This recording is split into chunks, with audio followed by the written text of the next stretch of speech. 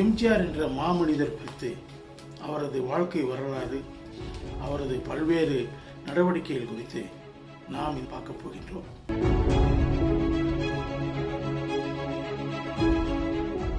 மத்திய மாநில உறவுகள் குறித்த விஷயத்தில் எம்ஜிஆர் அவர்கள் எப்படி நடந்து கொண்டார்? எம்ஜிஆர் அவர்கள் எப்போதுமே மத்திய அரசுடனுடைய உறவை நீக்குப்போக்காக வைத்துக் கொண்டிருந்தார். மைய அரசுடன் இணக்கமாக இருந்தாரா, இல்லை அடிவரடியாக இருந்தாரா?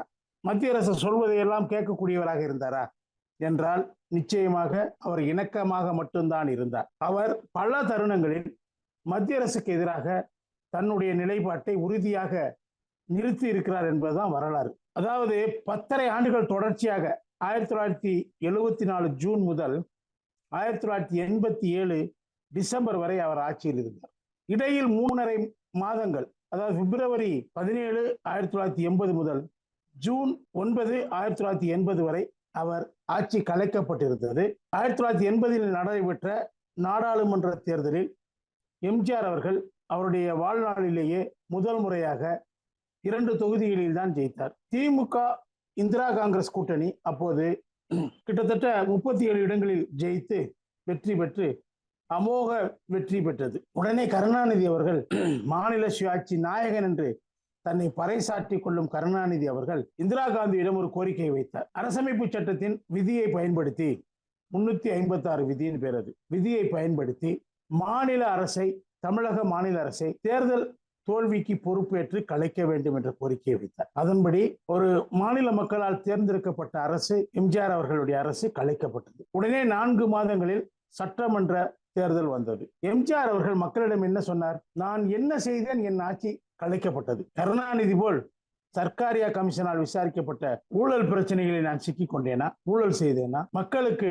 நன்மை செய்யாமல் சுயநலமாக செயல்பட்டேனா, எதனால் என் ஆட்சி கலைக்கப்பட்டது, அதுதான் எனக்கு தெரியவில்லை என்று மக்களிடம் முறையிட்டார். 4 மாதங்களில் நடைபெற்ற சட்டமன்ற தேர்தலில் எம்ஜிஆர் அவர்கள் அமோக வெற்றி பெற்றார். கருணாநிதியினுடைய முதல்வர் கனவு அதன் மீது முடிவு கட்டப்பட்டது. எப்போதுமே மத்திய அரசிடம் தன்னுடைய வேறுபாட்டை காட்ட எம்ஜிஆர் அவர்கள் தயங்கியதில்லை. அவரை பற்றி என்ன சொல்லலாம்னா, ஆங்கிலத்துல neither independent not dependent but inter dependent. அது மத்திய அரசோட உறவுல சுதந்திரமாகவும் அவர் இல்லை, முழுமையாக சுதந்திரமாக அவர் இல்லை.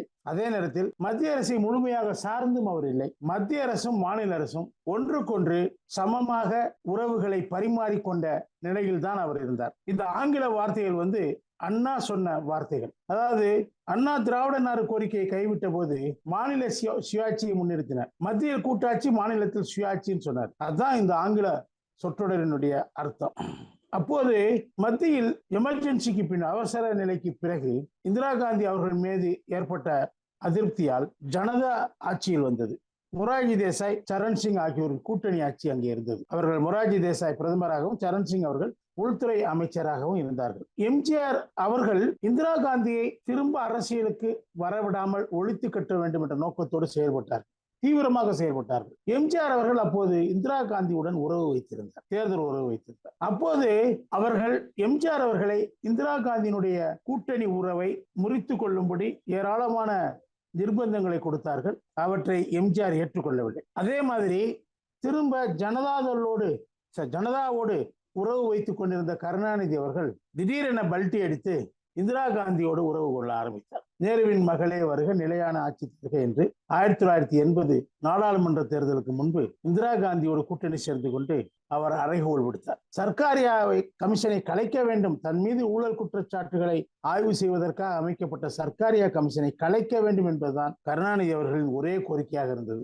ஜனதாவில் மொரார்ஜி தேசாய் அவர்கள் அதற்கு ஏற்றுக்கொள்ளவில்லை. சட்டப்படிதான் எல்லாம் தீர்மானிக்கப்படும், the law will take its own course சொல்லிட்டார். அதனால விரக்தி அடைந்த கருணாநிதி இந்திரா காந்திக்கும் எம்ஜிஆர் அவர்களுக்கும் தஞ்சாவூர் இடைத்தேர்தலில் இந்திரா காந்தி நிற்பதற்கு எம்ஜிஆர் அவர்கள் இடம் கொடுக்காத காரணத்தை சாக்காக வைத்து எம்ஜிஆருக்கும் இந்திரா காந்திக்கும் தற்காலிகமாக உறவு பாதிக்கப்பட்ட நிலையில், முறிந்த நிலையில் கருணாநிதி அவர்கள் வேகமாக சென்று இந்திரா காந்தியுடன் ஒட்டி கொண்டார். 1977 சட்டமன்ற தேர்தலில் எம்ஜிஆர் அவர்கள் ஜனதாவோடும் கூட்டணி சேரவில்லை, இந்திரா காந்தியோடும் சேரவில்லை, மத்திய ஆளுங்கட்சியோடு சேரவில்லை, எதிர்கட்சியோடு சேரவில்லை. ஆனால் அந்த தேர்தலில் எம்ஜிஆர் அவர்கள் மகத்தான வெற்றி பெற்று ஆட்சி அமைத்த பிறகு இந்திரா காந்தி அவர்கள் 1977 மதுரைக்கு வந்தார். இந்திரா காந்தி அவர்களை எம்ஜிஆர் அவர்கள் வரவேற்றார். இது அப்போது ஆட்சியில் இருந்த ஜனதாவுக்கு பிடிக்கவில்லை. சென்னையிலிருந்து திரும்பி போகும்போதும் இந்திரா காந்தியை எம்ஜிஆர் அவர்கள் வழி அனுப்பி வைத்தார். இதெல்லாம் எமர்ஜென்சிக்கு பின்னாடி இருந்த கட்டம்.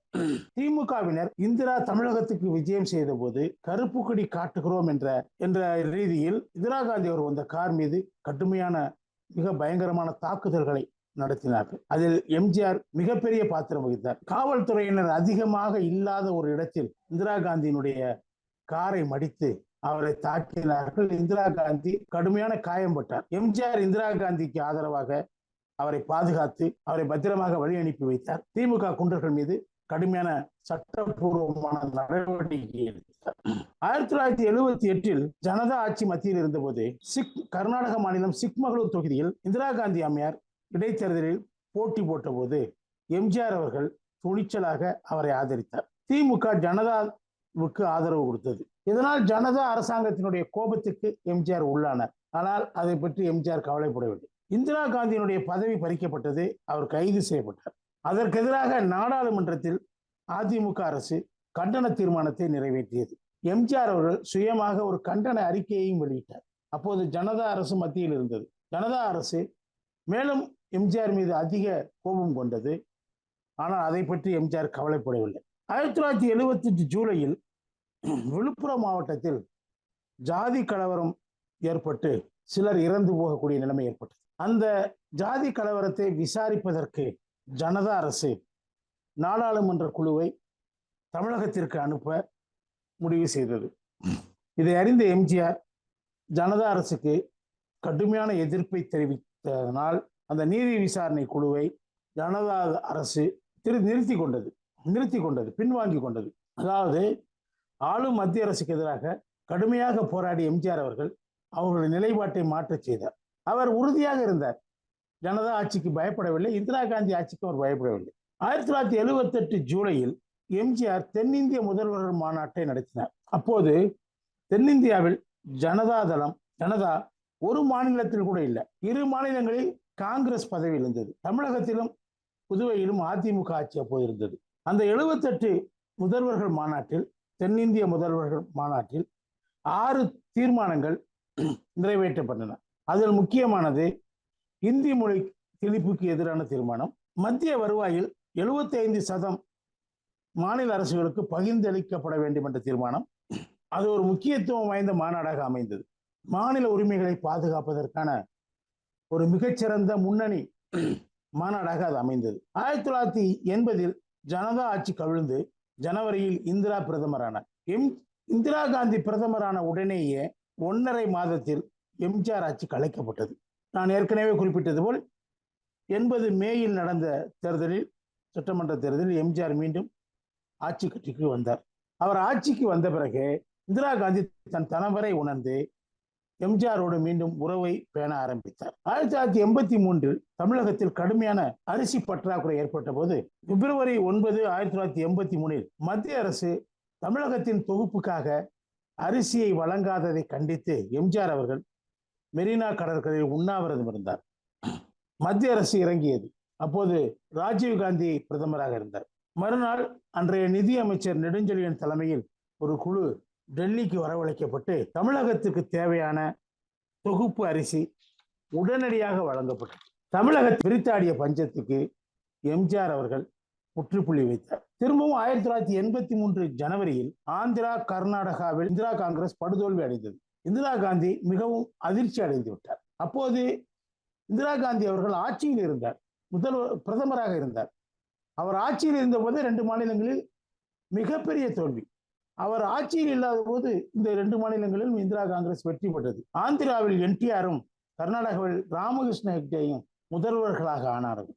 என்டிஆர் அவர்கள் கட்சி துவங்க எம்ஜிஆரிடம் ஆலோசனை கேட்டார். தெலுங்கு ராஜ்யம் என்று அந்த கட்சிக்கு பெயர் வைத்திருந்தார். எம்ஜிஆர் தான் தெலுங்கு தேசம் என்று வையுங்கள் சொன்னார். பிறகு எம்ஜிஆர் அறிவுரைப்படி தெலுங்கு தேசம் என்று தன்னுடைய கட்சிக்கு என்டிஆர் பெயர் பெற்றார். கிட்டத்தட்ட 36 ஆண்டுகள் ஆந்திராவிலும் கர்நாடகாவிலும் தொடர்ச்சியாக ஆட்சி செய்து வந்த காங்கிரஸ் கட்சி 9 மாதங்களிலேயே, அது ஆட்சிக்கு வந்த 9 மாதங்களிலேயே படுதோல்வியை சந்தித்தது.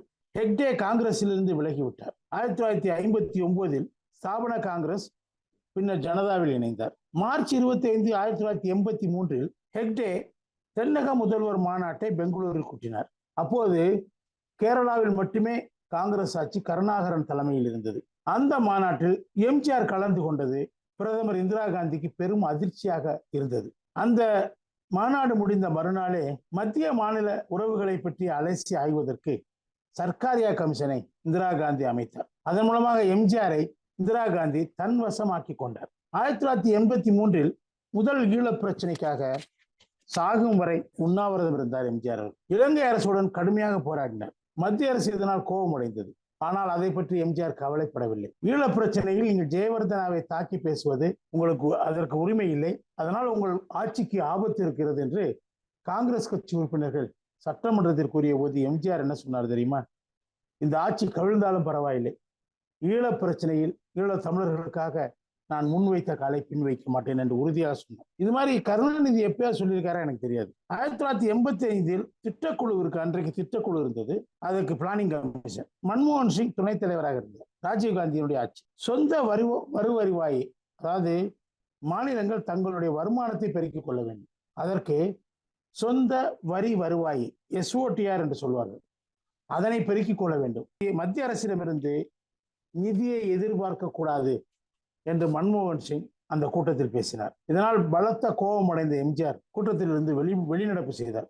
உடனே ராஜீவ்காந்தி அன்றைய பிரதமர் தலையிட்டு எம்ஜிஆர் கேட்டதை கொடுத்து விடுங்கள், எம்ஜிஆர் கேட்கும் நிதியை கொடுத்து விடுங்கள் என்று சொன்னார். எம்ஜிஆருடைய தயவு அந்த அளவுக்கு காங்கிரசுக்கு தேவைப்பட்டது, இந்திரா காந்திக்கும் தேவைப்பட்டது, ராஜீவ்காந்திக்கும் தேவை. அவர்கள் தான் பணிந்து வந்தார்களே ஒழிய ஒரு கட்டத்திலும் எம்ஜிஆர் மத்திய அரசுக்கு பணியவில்லை. ஒரு திமுக மாநாட்டில் இந்திய ராணுவத்தை சந்திக்க தயார் என்று எம்ஜிஆர் அறைகோல் விட்டார். கருணாநிதி அன்றைக்கு முதல்வராக இருந்தார், மிகவும் பயந்து போய்விட்டார். எம்ஜிஆர் அவர்கள் ஈழத்தமிழர்கள் பிரச்சனையில் எவ்வளவு உறுதியாக இருந்தாரோ அதே மாதிரி மாநில உரிமைகளை விட்டு கொடுக்காமல் இருப்பதற்கும் அவர் உறுதியாக இருந்தார். எம்ஜிஆர் அமெரிக்காவுக்கு உடல் நல பரிசோதனைக்காக சென்ற போது GK மூப்பனார் அன்றைய மாநில தலைவர் அவர் கூட்டிய கூட்டத்திற்கு அதிமுகவை அழைக்கவில்லை.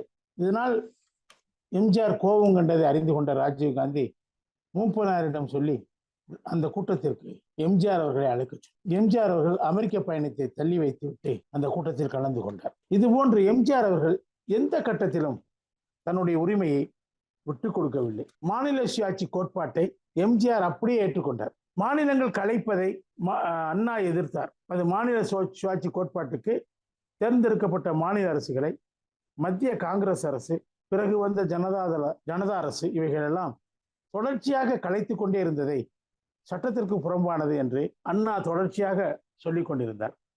அண்ணா வழியில் வந்ததாக பெருமைப்பட்டு கொண்ட கருணாநிதி அவர்களும் தன்னுடைய ஆட்சி இருமுறை கலைக்கப்பட்ட போது அதே 356 சட்டத்தை பயன்படுத்தி அதனை கடுமையாக எதிர்த்தார். மத்திய அரசை கண்டித்தார், மாநில சுயாட்சிக்காக குரல் கொடுத்தார். அதே கருணாநிதி 1980 எம்ஜிஆர் அரசை 356 சட்டப்பிரிவை பயன்படுத்தி கலைக்க வேண்டும் என்ற கோரிக்கையை இந்திரா காந்தியிடம் வைத்தார். ஆட்சி கலைக்கப்பட்டது. ஆனால் இந்த பொம்மை வழக்கில் உச்சநீதிமன்றம் தீர்ப்பு வந்த பிறகு 356 சட்டத்தை எந்த மத்திய அரசும் பயன்படுத்த முடியாத ஒரு சூழல் ஏற்பட்டது. அது மாநில உரிமைகள் ஓரளவு பாதுகாக்கப்பட்டன. நன்றி. இந்த காலத்து இளைஞர்கள் பழைய விஷயங்களை, இப்போ நம்ம சரித்திரம் படிக்கிற மாதிரி நம்முடைய பழைய நம்ம நாட்டில் நடந்தது, தலைவர்கள் எப்படி எப்படி ஆட்சி செஞ்சாங்க, என்னென்ன சாதுரியத்தை பயன்படுத்தினாங்க அப்படிங்கிறத இந்த காலத்து இளைஞர்கள் தெரிந்து கொள்ள வேண்டும் அப்படிங்கிற ஒரு எண்ணத்தில் தான் எம்ஜிஆரை பற்றிய சில சுவையான தகவல்களை நம்ம சொல்றோம். அதிமுகவின் 50 ஆண்டு கால வரலாற்றில் சிறப்பு சேர்க்கும் விதமாக எம்ஜிஆரின் அரசியல் பயணம், அண்ணா முதல் அண்ணா திமுக வரை வரலாற்று தொடர் ஒவ்வொரு திங்கள் மற்றும் வியாழன் மாலை 5 மணிக்கு உங்கள் எம்ஜிஆர் டிவி யூடியூப் சேனலில் பதிவேற்றப்படும். காண தவறாதீர்கள். சேனலை சப்ஸ்கிரைப் பண்ணிட்டீங்களா? பண்ணலனா மறக்காம சப்ஸ்கிரைப் பண்ணுங்க. சப்ஸ்கிரைப் பட்டனையும் பெல் ஐக்கானையும் உடனடியாக கிளிக் பண்ணுங்க.